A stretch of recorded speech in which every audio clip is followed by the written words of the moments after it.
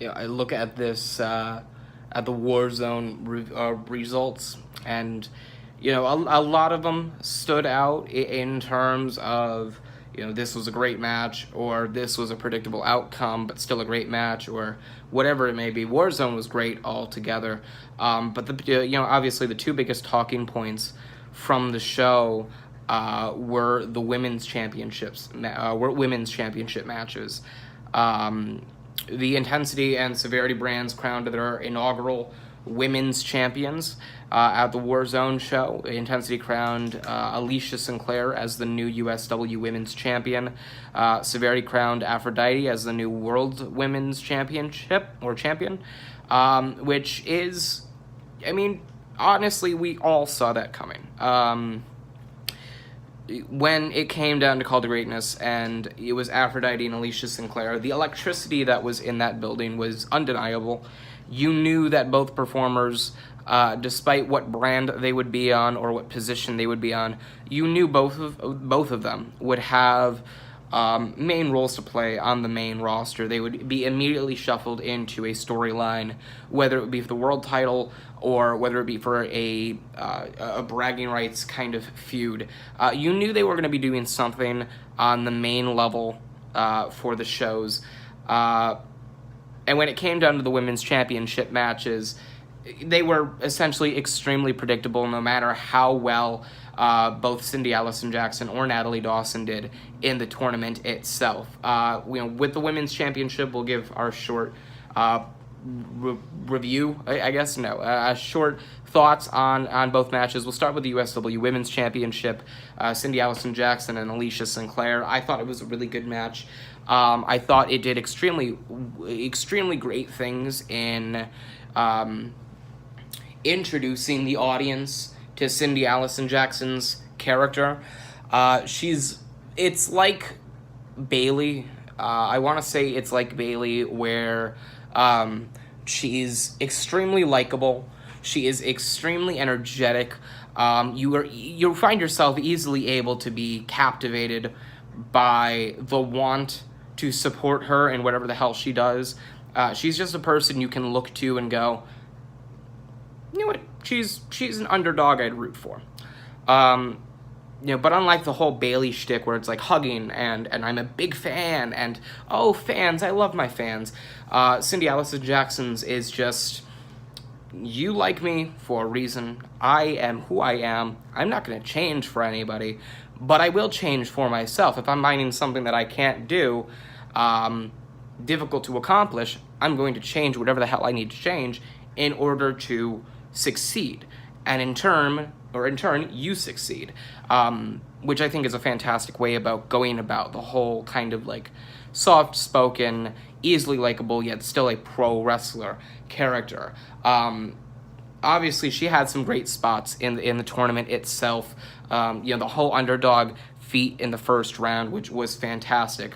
It really built her up well into the finals. But when it came down to the end of the day, you knew that Alicia Sinclair was going to become the first women's champion on Intensity. That was the most predictable thing, I think, on this entire show. Even more predictable than the World's Women's Championship match, but by just a small margin. I'm looking forward to seeing what Cindy Allison Jackson does from here on out, but I'm wondering what the hell is going to be, or what the hell Alicia Sinclair is going to do from this point on. It's a case where, both women who won the world championships are going to have to kind of form their reign as the women's championship that they're holding as that championship's reign. They have to establish that championship as a belt you want to fight for. That was the big problem that a lot of championships that are introduced in pro wrestling face at some point. With Impact Wrestling, it was the Grand Championship that they just couldn't get off the ground. With USW and the Red Belt Championship, after they took the Extreme Championship out of commission, they found it very difficult to be able to get that prestige to the championship set. And when it comes down to both women, I think they'll do well with it. I think they'll have reigns to look at and go, that was a good reign, or that was, clever booking, whatever it may be. Or this was a reign that really established the title as something worth running for. With Alicia Sinclair, I think she will have a little bit more of a difficult time accomplishing that task than Aphrodite. And I'll tell you why. A lot about a reign that you have in a championship run, and, take this from a guy who's ran with world championships for almost a year at a time. When you run with a championship, everything about you speaks volumes to not only your championship reign, but your championship. You could have 8 guys in a row, knock each other off to become the best champion that belt's ever had. I'm not going to say it's easy to do, but I'm not going to say it's completely difficult to do. All you really have to do is bring a couple of things to the table that no one's ever seen before and accomplish them incredibly well.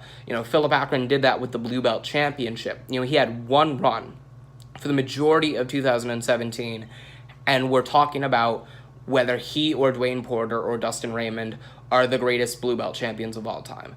It's not difficult to bring a few things new to the table, or at least change something up into your own that adds to your championship reign, to the championship itself, to the character that you hold and that you play as the champion. Fuck, is that a watch? I think that's a watch.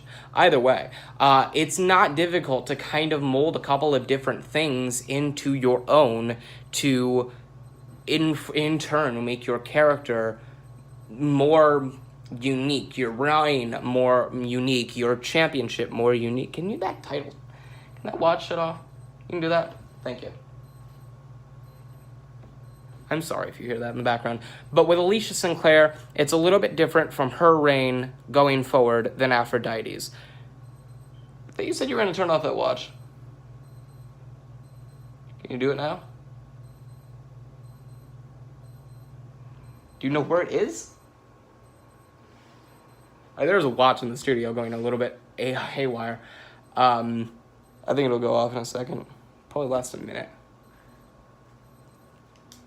Yeah, there it goes. All right. With Aphrodite, she's a part of the God complex. She is the focal point of the God complex at this moment in time. She's got that whole Mardi Gras Ghost of Christmas Past character going well for her. She's got something that you don't see too often in wrestling, or at least in USW, working for her. She's extremely character orientated. She's a great wrestler, but the biggest point, or the biggest selling point that she has, is being Aphrodite of the God complex. Alicia Sinclair doesn't have that, and she really doesn't have a character at that either, no matter, or at that point. She is a valiant fighter. She fights to the end. She is a definitive, fantastic, all-around pro wrestler, but there's not something that you can say and just like rattle off the top of your head and go, that's Alicia Sinclair. She doesn't stand out too much other than being a great pro wrestler, and I think that's the difficulty she'll have as the women's champion. But I'm going to look forward to her run going forward, as, she had a great match with Cindy Allison Jackson. There's a lot of potential on the Intensity roster with chicks like Jade Oliver and Haley Osser and Cindy Allison Jackson, of course. And I'm really looking forward to seeing how that kind of plays out. And then, of course, short thoughts on the World's Women's Championship match. Aphrodite beat Natalie Dawson. Natalie Dawson is a great blue chip prospect in the women's division. I think if she were to develop a bit more in terms of character, she could absolutely be the one to take the title away from Aphrodite eventually. And at this rate, that might be actually what happens. But, I think this match was good. I don't think it was as good as the USW Women's Championship match, but it was pretty much almost just as predictable. You knew Aphrodite was going to win. Other than Alicia Sinclair, before the whole tournament, she was the only other woman on the roster in either shows that was established enough to hold the title at this point. I think the match was great. I think both women will do good things in the next couple of months. Aphrodite as the world's women's champion, and Natalie Dawson in developing her character over probably a few different mid-card feuds. I'm looking forward to seeing what both women do from this, and I'm looking forward to seeing what USW does in their in terms of their execution of the women's division now. I don't want to see it end up like the WOW women's division did it 9 years ago. I think this division has promise. I think the performers in here are fantastic. I think they are extremely athletically gifted, especially in the ring, and I am honestly psyched for what the future of USW's women's division looks like. I think that's going to be something you can really look forward and really count on bringing a house down on a consistent basis.